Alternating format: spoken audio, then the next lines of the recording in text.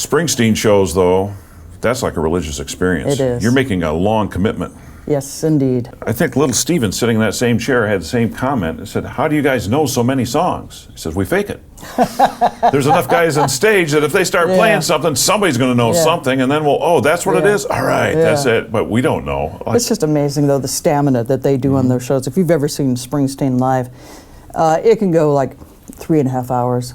No break, you know, and it's just not him doing it, giving everything. It's that whole band. I mean, Max Weinberg, the drum set. Yep. You've got to be incredibly great shape and have great stamina to play rock and roll with any band on tour. Especially one that does like this.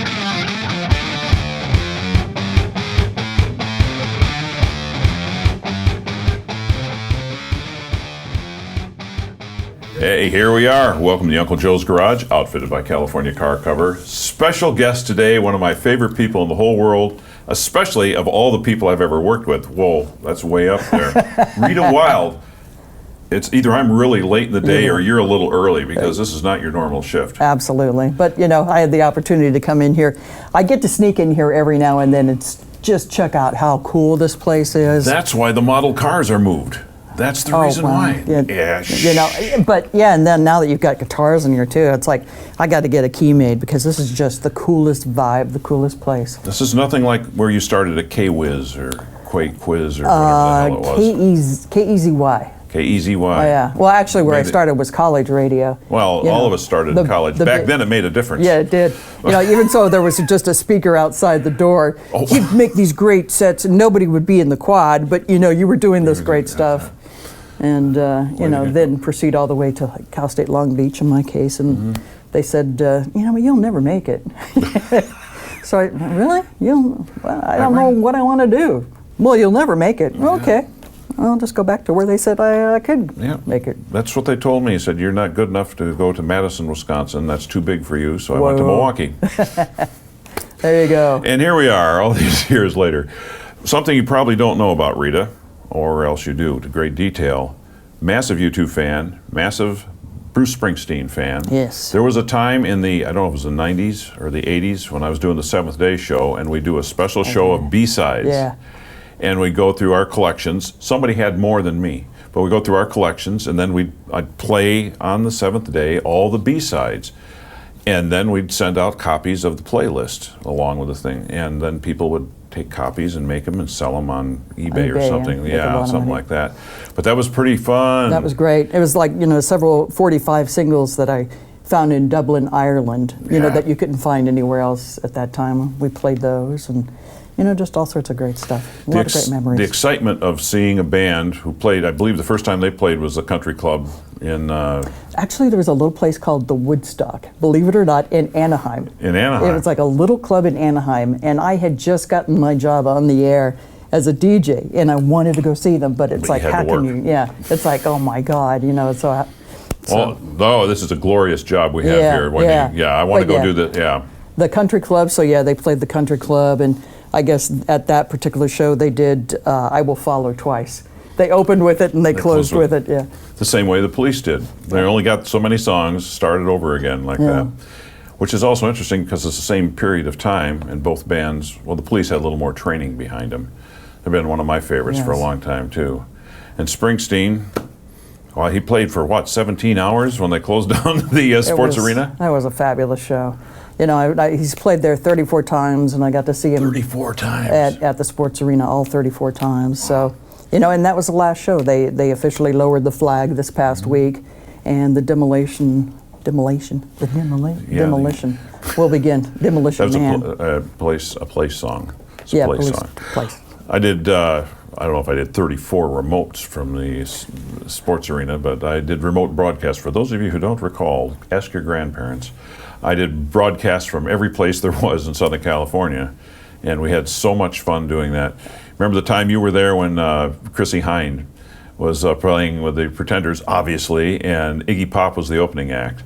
And it was... I don't remember. It was so much fun when he came up, because I've known Chrissie for quite a while, and she's... I get along with her great. Yeah, so do I. And so does Iggy. And he comes up and he says she's real nervous about her jacket, so say something nice about it.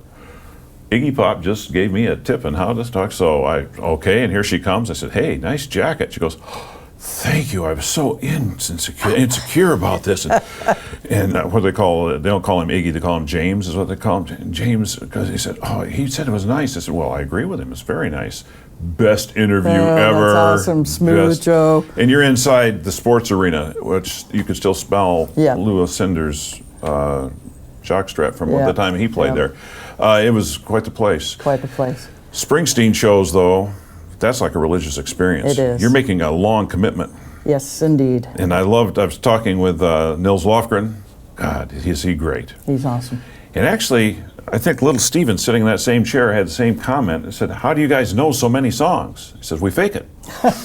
There's enough guys on stage that if they start playing something, somebody's going to know something, and then that's what it is? All right, that's it. But we don't know. It's just amazing, though, the stamina that they do on those shows. If you've ever seen Springsteen live, it can go like 3.5 hours.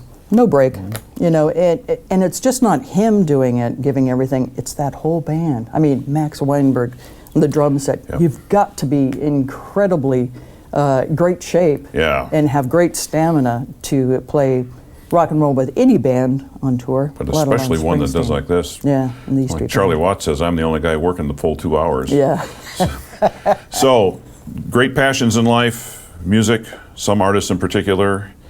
Is this baseball thing of yours, is that a passing fantasy, or is that? I love baseball. It's just, you know, I just observe so much about baseball and life, and it just all intermingles.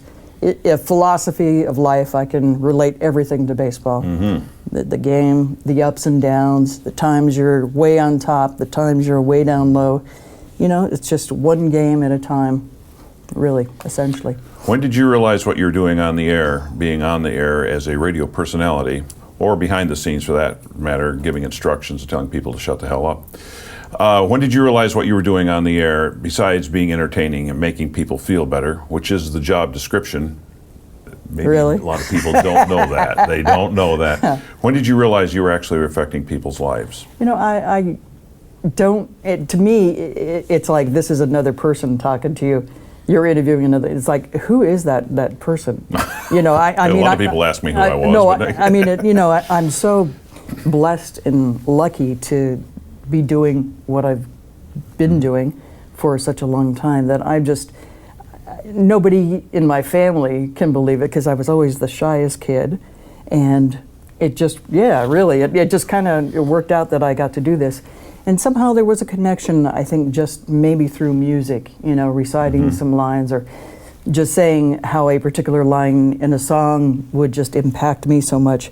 And somebody else would call in at that time, no internet, and say, oh, wow, you know, that really affects me the same way that it affects you. Thank you. Well, we share that. We share that. And that's what it's become. You know, it's become this wonderful community with the Facebook and internet and Twitter, of just this communication of all these people, and just that you're not alone. We share a lot of the same feelings about music, about life. And the only thing that I like to do now is just say, do good things. You know, make it a better place for everybody. We ask everybody who's in the garage, well, there's a couple that have to do legalities, but what was your first car? It was a Toyota. Wow. I have no idea. It was white. It was a Toyota, I have no idea. Very popular model. It had a blue interior, and it was a stick shift. And, you know, probably cost a couple $100, but I remember like driving my friends to like concerts or political rallies, believe it or not. And the gear shift would get stuck. So I'd have to go underneath the car and flip this switch. And, you know, get stuck for the weirdest reasons. I have no idea. I don't know anything about cars, but I knew enough to get that going. You know, so fortunately, you know, I got to graduate. I think my second car was one of those MGBs. Oh. You know, the British car. Oh, yeah. Yeah. Well, good thing it didn't rain much here, because the windshield wipers fly right off of them. And the car, you know, I remember going down the freeway once about 70 miles per hour, just stopped. It was like a fly switch or something that they had going on. You know, I rode with you. I didn't realize how dangerous it was going to be getting in a car with you. Ladies and gentlemen, Rita Wilde in the garage. Thank you again so much. Thank you, buddy. Love you. Hey, I know that you, yes you, haven't been in the Uncle Joe's Garage yet. But I got some good news. We have created a mobile version of the Uncle Joe's Garage, thanks to our friends at Mike Thompson RV Superstores. Like they say, don't miss a moment. And don't miss the mobile Uncle Joe's Garage coming to a location near you.